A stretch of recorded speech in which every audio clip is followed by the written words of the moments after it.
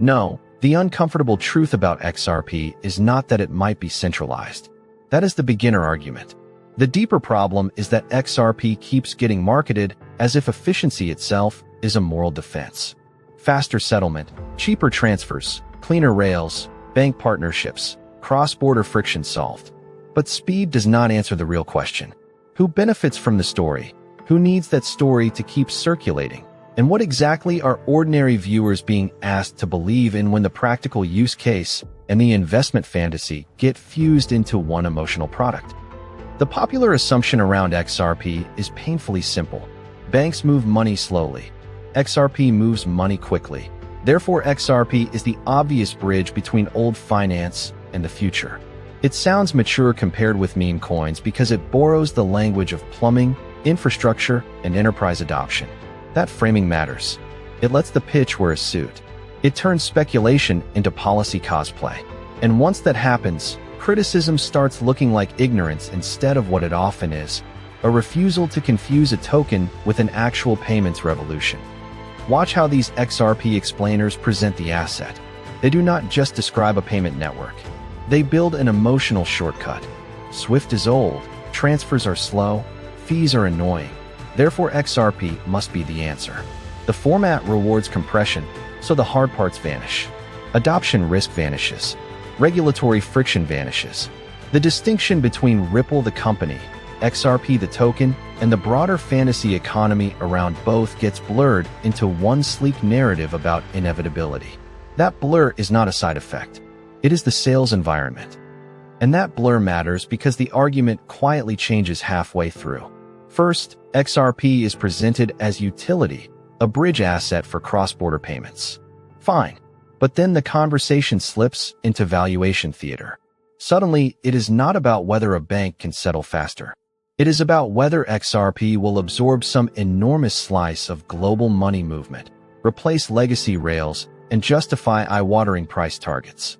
That is the bait and switch. A niche operational use case becomes a civilizational investment thesis. Small technical advantages are inflated into a destiny narrative. This is where the XRP discourse becomes less like analysis and more like a loyalty system. If you question whether global banks actually need a public token to do what private infrastructure, stable settlement layers, or even upgraded existing systems can already approximate, you are treated as if you missed the obvious. But that is exactly the question. Payments are not won by vibes.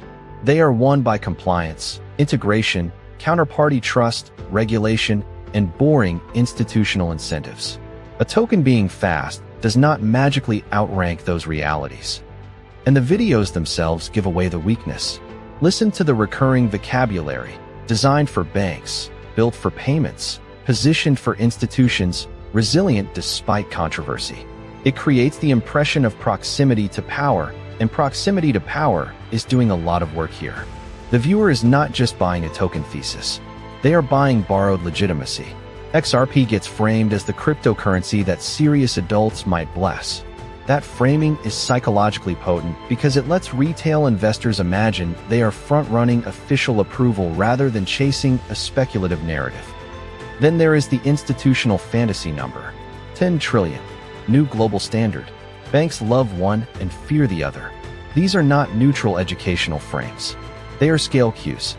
They stretch the viewer's imagination to a size where skepticism feels petty. Once the ceiling becomes global money movement, every present limitation starts looking temporary. Every missing piece becomes a delay rather than a flaw. That is how speculation protects itself. It moves the conversation so far into the future that today's evidence is never allowed to be enough to falsify tomorrow's promise. Now, the strongest defense of XRP is obvious. Even if the community overhypes it, the underlying use case could still be real. Cross-border settlement is slow. Liquidity is expensive. Intermediaries do add friction. Fair enough. But even if you grant every one of those premises, it still does not rescue the storytelling problem. Because the uncomfortable question is not whether a ledger can move value in seconds. It is whether that fact justifies the giant speculative halo built around it, and whether the public is being asked to confuse technical possibility with inevitable mass adoption. Here is the harsh version. XRP content often presents itself as anti-hype because it uses cleaner graphics, payment jargon, and legal footnotes instead of rocket emojis. But dressing speculation in institutional language does not make it less speculative. It can make it harder to detect. The format suggests sobriety while still feeding the same retail desire. Get in before the world catches up. That is why I think the centralization debate, while real, is not the core scandal of the genre. The core scandal is aesthetic laundering. It makes a risk asset feel like infrastructure policy. So my verdict is simple.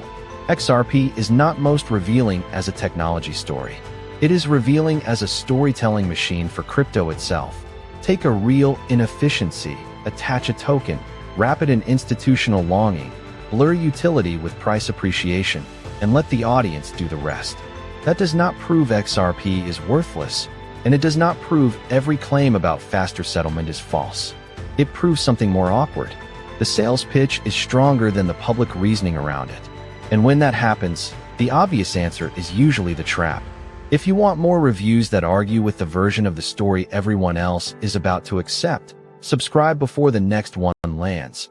Because the next target is another serious crypto narrative that gets credibility mostly from the costume it wears.